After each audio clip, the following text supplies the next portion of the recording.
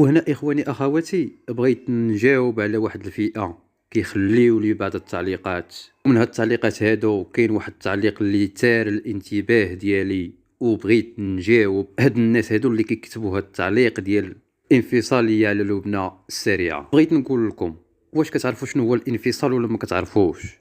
كتعرفوا شنو هي الانفصاليه ولا ما كتعرفوهاش اخواني اخواتي؟ كنتمنى ما تبقاوش تجروا في اطراف خارجيه بحال هاد الكلمات هادو، لان كما سبق لي قلت لكم هاد الكلمه هادي كتضروا بها الامن ديال الدوله المغربيه اللي هي دولتنا. بدلا ما نشدوا الناس ونوعيوهم ونوريوهم شي حاجه اللي هي عندهم حق فيها واللي ما عندهمش حق فيها، غنجلسوا حنا وكنبداو نمروا مغالطات ونبداو نتهموا الناس، وفي نفس الوقت كنضروا الامن ديال البلد ديالنا بسبب تفاهه ديال بعض الناس اللي ما عرفتش واش واعيين بالكلام ديالهم او بداك التعليق اللي كيتهموا به لبنى السريعه.